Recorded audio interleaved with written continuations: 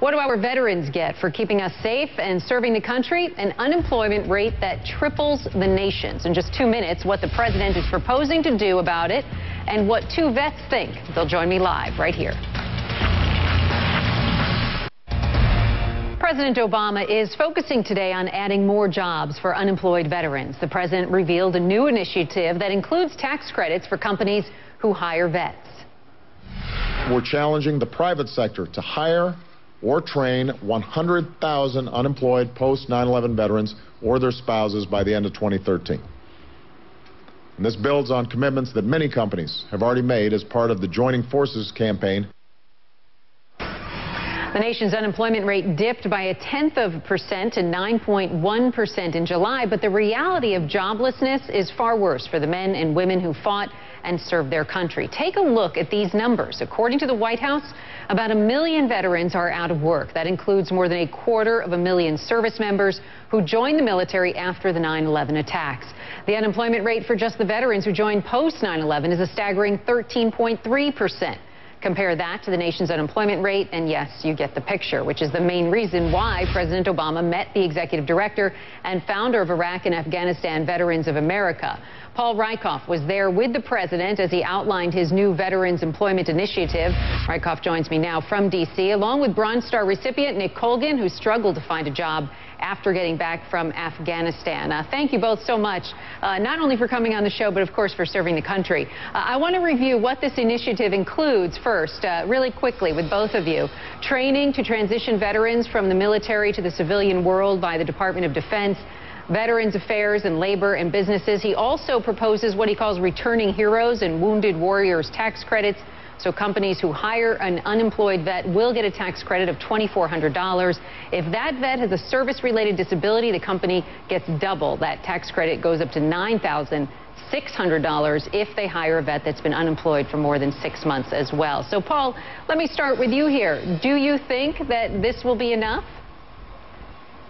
It won't be enough, but it's a great start. This is exactly what our nation's veterans need right now. You mentioned the numbers, but drilling down even farther, in states like Michigan, unemployment for veterans is at 30%. We see 20% in IAVA's membership nationally, and that should be unacceptable. So we really think this is a great kickstart. This starts a national conversation. This shows people that veterans are exactly the type of people you should be hiring in a tough economy. They've been through tough times. They know how to use technology. They're great in teams. They're dedicated. They'll be on time. And this is exactly the type of message we need to send to the entire nation, that these are the folks who can be on our front lines of economic recovery as well. And it's exactly the type of support that guys like Nick need when they're coming home. And Nick, I want to mention that as I was watching that speech, I was struck when the president mentioned your name. It was certainly the story that he told was quite revealing. Let's listen. Let our viewers listen to what he said. Nick saved the life of a French soldier who was shot in the head and helped 42 people escape from a flooding river. He earned a Bronze Star for his actions. But when Nick got back home to Wyoming, he couldn't get a job as a first responder. It's an amazing story, Nick. You earned a Bronze Star, you saved lives, and you couldn't find a job here at home. What was the obstacle? The obstacle is they prepare you to go overseas, but when you're getting out, it's little preparation at all. I just had to go get a box check, said I was ready to get out of the military, and then I get out and my certificate, I don't have the certificates to transition to the civilian world. So while that all sounds great, I can't even pass out Band-Aids stateside, and now I got to convince people that what I did overseas is who I am, and I'm able to do that every day, saving lives or just serving my government. And how was it for you, just even psychologically, mentally, to not be able to find a job here in the country that you served? I went from overseas earning a Bronze Star, saving a French soldier that got shot in the head, and I get back, and like I said, I can't even pass out Band-Aids. It's soul-crushing. I got to go home, and I got to tell my wife everything is going to be all right, but I can't tell her everything's going to be all right because I don't know. It's great what the president said today, but I'm hoping to see some action behind it in the coming days and coming weeks. Paul, of course, Congress still has to approve these tax credits. Based on what we saw, how Washington works these days, is that okay with you? Are you confident that this will indeed get through? It should get through. You know, Congress hasn't been able to agree on much lately, but they should be able to agree on supporting veterans.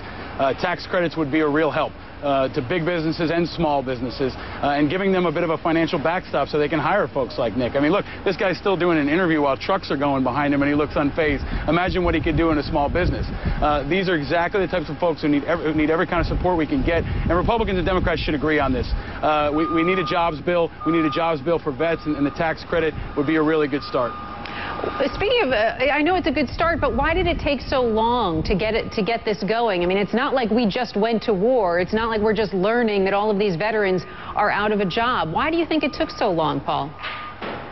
Yeah, I don't know. It definitely took too long, but it's here now. And I think a lot of folks are disconnected. Less than 1/2% of the nation has served in Iraq and Afghanistan. So for many folks, it's something they only see on TV. But we hope that stories like Nick and Maria Canales, another IAVA member who was mentioned today by the president, those personal stories will resonate, and that people will understand if you really want to support the troops, give them a job, hire them.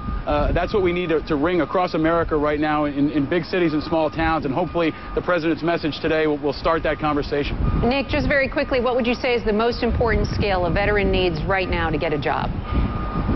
Veterans need resumes coming out of the gate right there, and that's something you have no idea. You get a DD-214 when you get out the Army, and that's your service record. You don't know what a resume is. So got out in 2008. I just got a resume in 2011, and it's crucial.